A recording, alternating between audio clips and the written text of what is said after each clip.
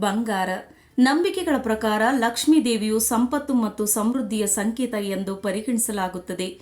ನೀವು ಸಾಮಾನ್ಯವಾಗಿ ಲಕ್ಷ್ಮೀ ದೇವಿಯ ಕೆಲವು ಫೋಟೋಗಳಲ್ಲಿ ಚಿನ್ನದ ನಾಣ್ಯಗಳಿರುವ ಮಡಕೆ ನೋಡಿರುತ್ತೇವೆ. ಈ ಬಂಗಾರ ಲಕ್ಷ್ಮೀ ದೇವಿಯ ಆಶೀರ್ವಾದದ ಸಂಕೇತ. ಇದನ್ನ ಮನೆಯಲ್ಲಿ ಇಟ್ಟು ಪೂಜಿಸುವುದರಿಂದ ಅಥವಾ ಸರಿಯಾದ ರೀತಿಯಲ್ಲಿ ಗೌರವಯುತವಾಗಿ ಇಟ್ಟುಕೊಳ್ಳುವುದರಿಂದ ನಮ್ಮ ಸಂಪತ್ತು ಹೆಚ್ಚಾಗುತ್ತದೆ. ಇನ್ನು ಆನೆಗಳು ಲಕ್ಷ್ಮೀ ದೇವಿಯ ಮತ್ತೊಂದು ಬಹಳ ಪ್ರಮುಖವಾದ ಸಂಕೇತವಾಗಿದೆ. ನಾವು ನೋಡಿರುವ ಅನೇಕ ಫೋಟೋಗಳನ್ನು ಗಮನಿಸಿ, ತಾಯಿ ಬಿಳಿ ಆನೆಗಳ ಮೇಲೆ ಸವಾರಿ ಮಾಡುತ್ತಿರುತ್ತಾಳೆ.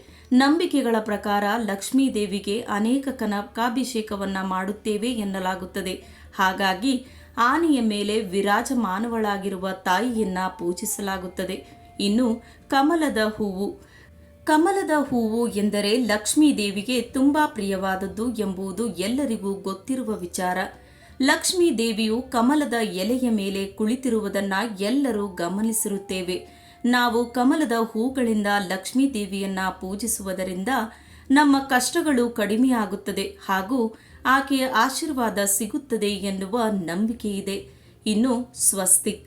ನಮ್ಮ ಸಂಪ್ರದಾಯದಲ್ಲಿ ಸ್ವಸ್ತಿಕ್ ಚಿಹ್ನೆಗೆ ಬಹಳ ಪ್ರಾಮುಖ್ಯತೆ ಇದೆ. ಲಕ್ಷ್ಮಿ ಪೂಜೆ ಮಾಡುವಾಗ ಮಾತ್ರವಲ್ಲದೆ ಅನೇಕ ವಿಶೇಷ ಪೂಜೆಗಳನ್ನು ಮಾಡುವಾಗ ಸ್ವಸ್ತಿಕ್ ಚಿಹ್ನೆಯನ್ನ ಹಾಕುತ್ತೇವೆ. ಇದನ್ನ ಲಕ್ಷ್ಮೀ ದೇವಿಯ ಪ್ರತಿನಿಧಿ ಎಂದು ಸಹ ಕರೆಯಲಾಗುತ್ತದೆ. ಅಲ್ಲದೆ ಇದನ್ನ ಮನೆಯ ಗೋಡೆಗಳ ಮೇಲೆ ಮತ್ತು ಪೂಜಾ ಪೀಠದ ಮೇಲೆ ಬರೆಯುವುದರಿಂದ ಲಕ್ಷ್ಮೀ ದೇವಿಯ ಆಶೀರ್ವಾದ ಸಿಗುತ್ತದೆ ಎನ್ನಲಾಗುತ್ತದೆ. ಅಲ್ಲದೆ ಇದರಿಂದ ನಿಮ್ಮ ಸಂಪತ್ತು ಸಹ ಹೆಚ್ಚಾಗುತ್ತದೆ ಎನ್ನುವ ನಂಬಿಕೆ ಇದೆ. ಇನ್ನು ಗೂಬೆ. ಸಾಮಾನ್ಯವಾಗಿ ಗೂಬೆ ಎಂದರೆ ಎಲ್ಲರಿಗೂ ಭಯ. ಅದು ಅಪಶಕುನದ ಸಂಕೇತ ಎಂದು ಕರೆಯಲಾಗುತ್ತದೆ. ಆದರೆ ನಿಮಗೆ ಗೊತ್ತೇ, ಲಕ್ಷ್ಮೀ ದೇವಿಯ ಆಶೀರ್ವಾದ ಪಡೆಯಲು ಗೂಬೆ ಬಹಳ ಸಹಾಯ ಮಾಡುತ್ತದೆ.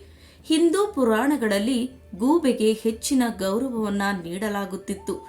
ಇದು ಲಕ್ಷ್ಮೀ ದೇವಿಯ ವಾಹನ ಎಂಬುದು ಎಲ್ಲರಿಗೂ ಗೊತ್ತಿದೆ. ಹಾಗಾಗಿ ತಾಯಿಯ ಕೃಪೆ ಬೇಕು ಎಂದರೆ ಗೂಬೆಗಳಿಗೆ ಎಂದಿಗೂ ಹಾನಿ ಮಾಡಬೇಡಿ.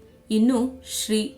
ನೀವು ಸಾಮಾನ್ಯವಾಗಿ ಗಮನಿಸಿರಬಹುದು, ನಾವು ಯಾವುದಾದರೂ ಒಳ್ಳೆಯ ಕೆಲಸಗಳನ್ನು ಮಾಡುವಾಗ ಅಥವಾ ಏನಾದರೂ ಬರೆಯುವಾಗ ಶ್ರೀ ಎಂದು ಬರೆಯುವ ಮೂಲಕ ಆರಂಭ ಮಾಡುತ್ತೇವೆ. ಶ್ರೀ ಎನ್ನುವುದು ಹಿಂದೂ ಧರ್ಮದ ಅತ್ಯಂತ ಪವಿತ್ರ ಸಂಕೇತಗಳಲ್ಲಿ ಒಂದಾಗಿದೆ. ಪುರಾಣಗಳ ಪ್ರಕಾರ ಲಕ್ಷ್ಮೀ ದೇವಿಯನ್ನ ಶ್ರೀ ಎಂದು ಕರೆಯಲಾಗುತ್ತದೆ. ಇದನ್ನ ಬರೆಯುವುದರಿಂದ ದೇವಿಯ ಆಶೀರ್ವಾದ ಸಿಗುತ್ತದೆ. ಅಲ್ಲದೆ ಪ್ರತಿದಿನ ಮನೆಯ ಹೊಸ್ತಿಲಲ್ಲಿ ಇದನ್ನ ಬರೆದರೆ ಎಂದಿಗೂ ಹಣಕಾಸಿನ ಸಮಸ್ಯೆ ಬರುವುದಿಲ್ಲ ಎಂಬ ನಂಬಿಕೆ ಇದೆ. ಇನ್ನು ಮಣ್ಣಿನ ದೀಪ. ನಮ್ಮ ಧಾರ್ಮಿಕ ನಂಬಿಕೆಗಳ ಪ್ರಕಾರ ಮಣ್ಣಿನ ದೀಪವನ್ನ ತಾಯಿ ಲಕ್ಷ್ಮೀ ಸಂಕೇತ ಎನ್ನಲಾಗುತ್ತದೆ. ಲಕ್ಷ್ಮೀ ದೇವಿಯನ್ನ ಕತ್ತಲೆಯನ್ನು ಹೋಗಲಾಡಿಸುವ ದೇವತೆ ಎಂದು ಪೂಜಿಸಲಾಗುತ್ತದೆ. ಆದ್ದರಿಂದ ಮಣ್ಣಿನ ದೀಪವನ್ನ ದೇವಿಯ ರೂಪವೆಂದು ಪರಿಗಣಿಸಲಾಗುತ್ತದೆ.